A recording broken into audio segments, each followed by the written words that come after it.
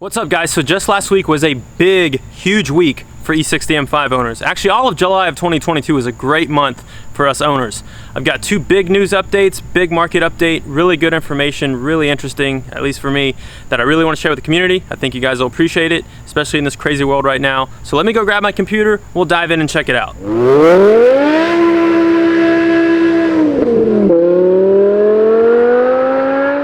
So for the longest time, a big debatable topic when it came to the E60 M5 was whether or not it would appreciate in value the way other BMW M cars have in the past.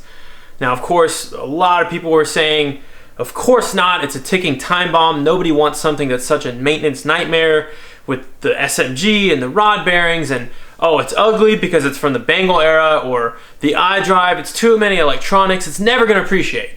Then the other side would simply say, well, it's a V10 in a sedan that was offered in a manual. That was never made before, and it'll never be made again. Straight and simple, that's it. And both sides were valid. But recently, we've had two current events I want to share with you guys that have started to kind of answer these questions. The most juiciest part will be the second part of the video, which just happened last week. But I'll start chronologically. I'll start with what happened in July. Our favorite YouTuber, Doug DeMuro, posted this. Cars under 50 grand going up in value. This one is obvious to anybody who's paying attention to the market right now, but that would be the E60 BMW M5, so the M5 with the V10 that was made from 06 to like 2010, and also the F10 BMW M5, which was the next one with a twin turbo V8. Both of these cars are difficult to own. So there's two things I want to say about this coming from Doug, and not just because it's Daddy Doug who's got 4 million subscribers on YouTube. Like, yes, that's a big deal, but I'm talking about a bigger perspective. Doug DeMuro as a professional. Okay, Doug is a really smart guy. He went to Emory here in Atlanta. I couldn't even dream about applying to that school. He's worked at Auto Trader, worked at Porsche, and most importantly, he started Cars and Bids like 2 years ago, which has been really successful. I think over 7,000 cars so far. So those websites like Cars and Bids, you can't just go, list list my car for 50 grand, even though it's worth 25.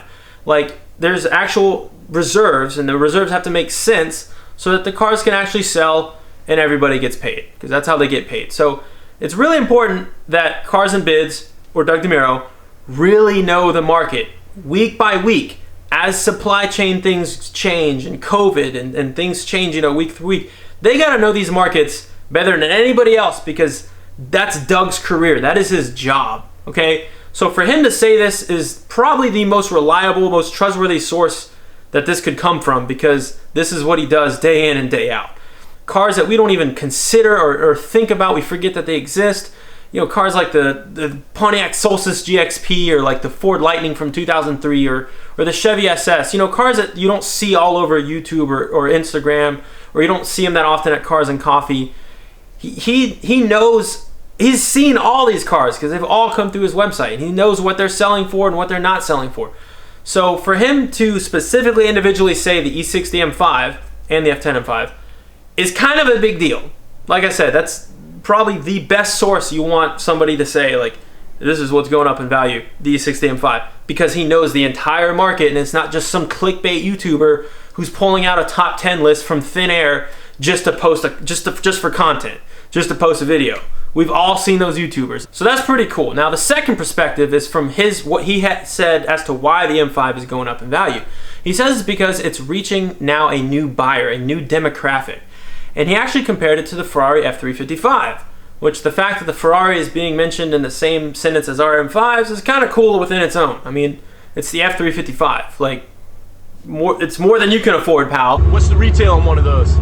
More than you can afford, pal. Ferrari. And he said that because the Ferrari at one point was also known to be extremely unreliable and just kind of unwanted because it's a maintenance nightmare.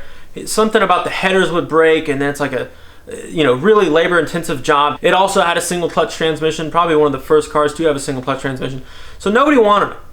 And he said they got as cheap as like 60,000. I think I remember seeing one, it was a yellow one, for like 45 grand. I remember seeing it specifically because I was like, wow, maybe one day I could afford one of these. And now apparently they've shot up in value. I don't know what they're going for. But he's saying our M5s are the same way, because now these new buyers, to them, putting in 4, 5, 6, maybe even 10 grand just fixing these weak points, but then having a really cool car is worth it.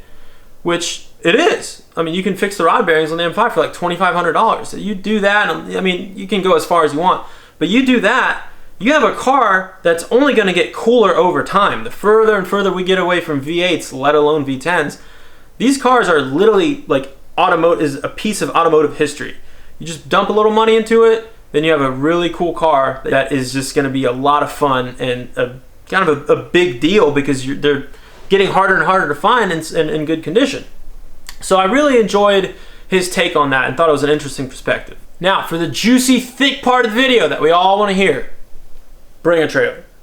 Bring a Trailer is a very common auction site, a lot bigger than Cars and Bids. It's been around longer. Cars and Bids is just 1980s cars and up. Bring a Trailer is anything. You can buy military equipment on there. I've seen boats, just engine blocks. You can buy luggage set from a Ferrari. My point is there's a lot of movement, a lot of traffic on Bring a Trailer. And I check Bring a Trailer every morning just to see what's hitting reserves, what's not, what's hot. I like to read through the comments and learn a little bit about cars I've never seen before, things like that. And not saying I know the market or anything, but anybody that's been checking Bring a Trailer recently knows that there's a lot of these cars that haven't been hitting reserves recently. Now that could be two things. That could be sellers still being greedy, thinking prices are the same as they were 6 months ago, or it could be buyers being afraid of the economy right now. You know, we've got real estate is through the roof and stocks are down, inflation, gas prices, war, things are scary. And so that could be a reason why these reserves aren't being met. But with that said, a very expensive M5 just sold last week. Now, the most expensive M5 to have ever sold on Bring a Trailer was an F90 M5 CS, which doesn't really count right now because that's a brand new car. It's like $150,000 brand new plus markups. So the two that have sold recently were like in the $170,000 range. Doesn't count. That's a brand new car, very rare. The second most expensive M5 to have ever sold on Bring a Trailer just last week was an E60 M5 6-speed manual. 10,000 miles, black on black, $127,500. Now this is a huge number, but there's a lot of room left, and I'll explain why. I've got 5 or 6 interesting points on this. And I will say, especially with cars not hitting reserves, this wasn't just one knockout bid, one person that wanted it, or one dealer that really wanted it, okay? There was like 3 people bidding up to the 90,000 range.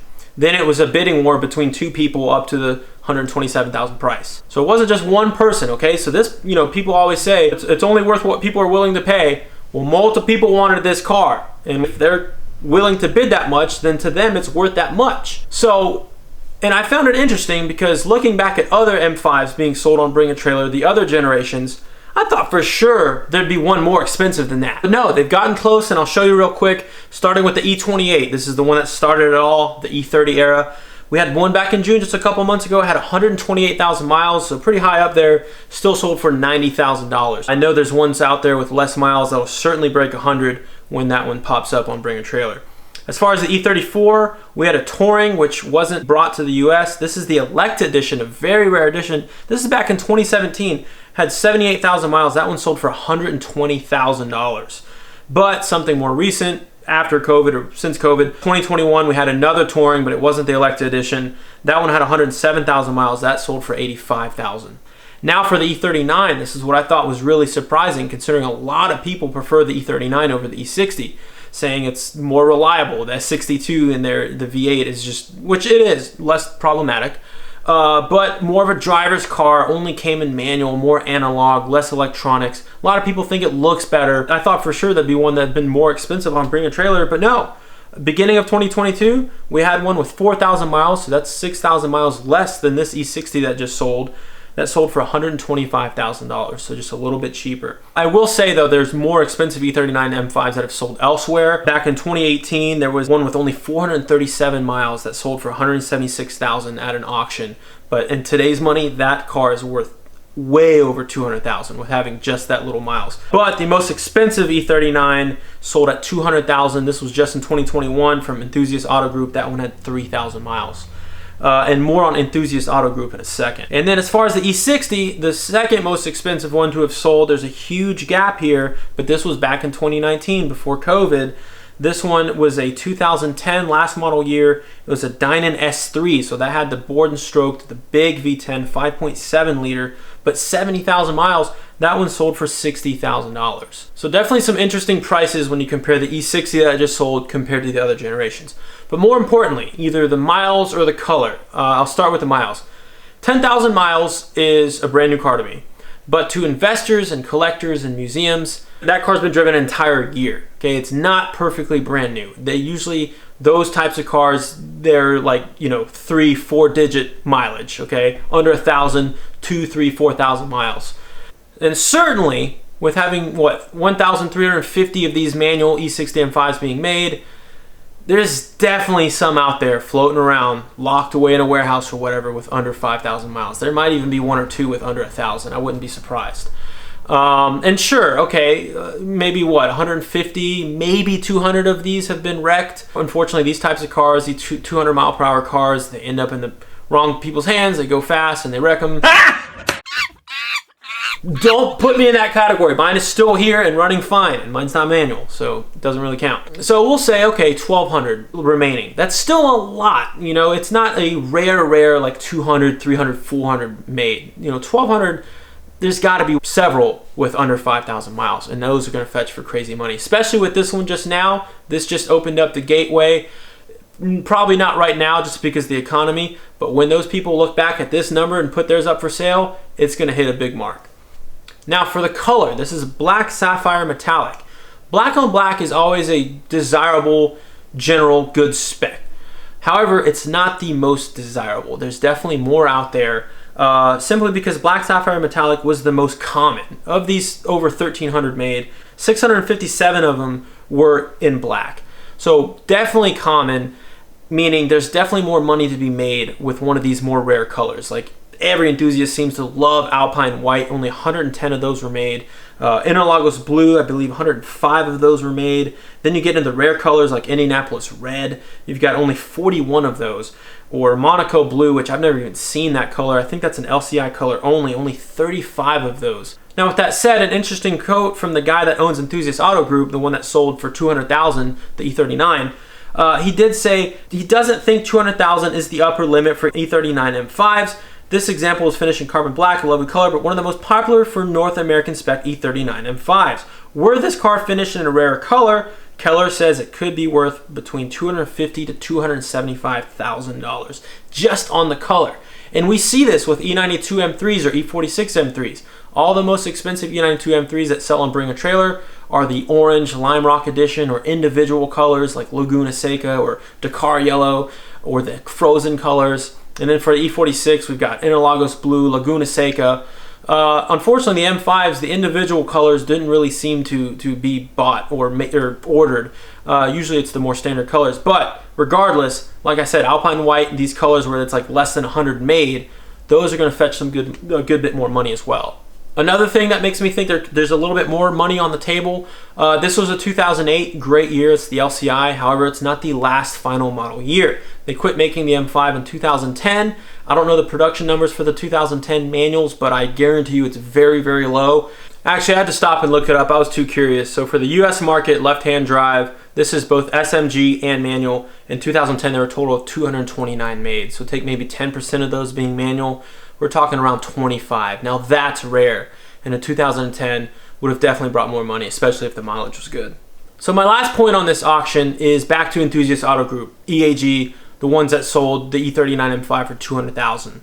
They're a popular M enthusiast dealer out in Cincinnati, Ohio. They've got great spec cars, cool colors, low mileage, usually nice interiors like Fox Red or the M textured cloth, stuff like that. They've got an M1 for sale, just to give you an idea of the type of caliber that this dealer is. Not a 1M, an M1, okay? So they obviously got great connections, great network. They know what they're doing and can pretty much list a car for however much they want.